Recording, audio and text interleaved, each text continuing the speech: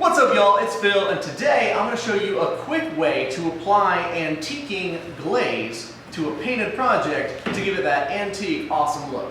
Check it out.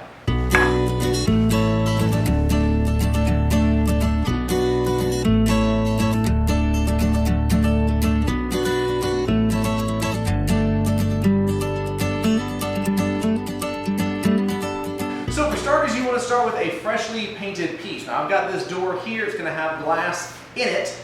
To prep this piece, I had bare poplar, which is what this is made out of, and I did a really dark, neutral-ish gray primer underneath. Knowing that I was going to be cutting through the white, I wanted to have a little bit of extra coloring underneath to make this have just more depth. You can do whatever you want, but that's what I prefer to do. Then I went ahead and went over with a white, it's a semi-gloss, but that doesn't really matter too much because I'm going to be taking some of this off. However, I didn't want to go with flat because this stuff will soak into flat like crazy, whereas semi-gloss is still going to have some resistance and gives you that little extra patina that you might like. Now these are pieces that I am working on for a project. However, if you have like a dresser or something that you want to do this yourself and it's already been painted or you bought it that way, it's perfectly fine. The next couple of steps are what you need to know. So for starters, I'm taking my orbital sander and I've got a mid-grade sandpaper on here. I think it's like a 120 or something like that. And I'm going to set my speed really low because I don't want to burn or melt the paint. I don't want it to glob up on me, but I do want to very quickly get through the paint on all of my edges while still keeping everything as smooth as possible. You want to move in linear strokes because you want to make sure that you're not getting that like scratchy, swirly look in the end. It'll probably still have some of that if you use the random orbital sander, but that's okay because for the most part, the look we're going for is the corners and edges and some of the facing being essentially worn out as if it was really old. You can always go through and touch up and add more detail by hand with some sandpaper on its own and a sanding sponge and just give it some good scratches there, but you don't want this to look DIY and terrible. You want this to look like it came that way or that it got this way over age. So be real careful using that and just use your own artistic ability to make it look the way you want it to look. So the first thing you want to do is go ahead and start hitting all of those edges and corners. I like to go through and tilt my orbital sander just a little bit off flat so that I can hit the edge of the corner first. That gives me a nice place to start with, then lay it flat on the face and work my way around, kind of blending that in so that the corner is already gone and the paint kind of fades away into the door from the edge. I also make sure to put a little extra attention on the corners because if you've ever seen like an old chair in a Sunday school room or something like that, the corners are gone because of all the years of being used, bumped against walls, people touching it with their hands, things like that. So always make sure that those corners get some of the worst damage and make sure that everything blends really nicely. Again, for my piece, the primer is going to be showing through, which just gives it that added depth, which is pretty nice. Then I'm going to go around and make sure that I do the back and sides as well. They're usually not as important, but I know the sides of these doors are going to be showing. The back isn't really going to be showing so much, so I'll give it a light sanding later. For now, just hitting all the edges, all the fronts and backs to make sure everything is done. And once it looks really cool, then I'm ready to move on to the glazing stage. Now the glaze is pretty cool. This is a product that I like. It is by Rust-Oleum. It is a transformation decorative glaze. And what's cool about this stuff is it wipes on similar to a wood stain. So you literally just wipe it onto the surface. It immediately starts staining, but it's not super strong. So it does take it a minute. So you can take your time, wipe it on, just whatever you do, don't let it dry. Once you've got it wiped on and you've got full coverage of everything, then take another completely clean towel and start wiping it off.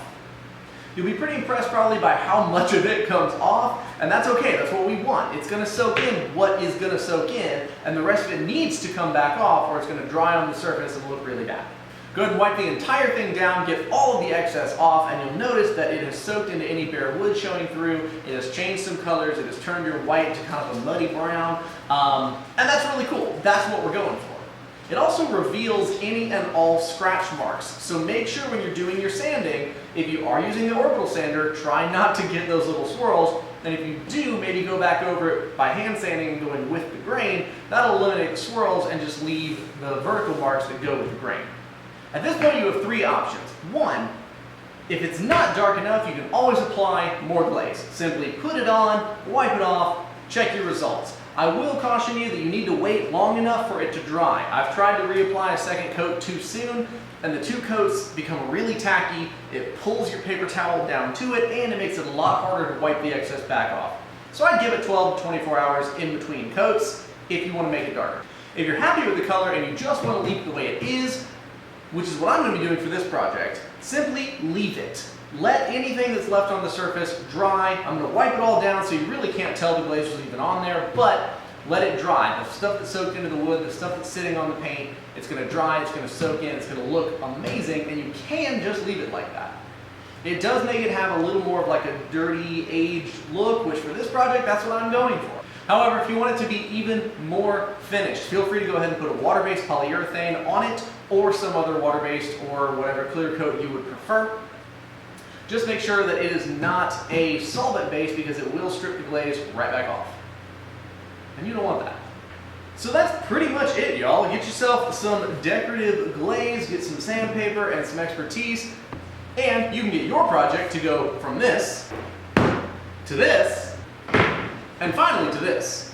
This looks so cool, and I'm so happy with the way it turned out. I cannot wait to do the rest of these, and the best part is every single one is going to be unique because the wood underneath has different like variations and stuff. I also purposely didn't do a good job painting these because I knew I'd be sanding them back down and wanted to see what sort of damage I could do. This is a really fun project and a really fun way to make your projects really pop if you're going for that antique or that farmhouse look.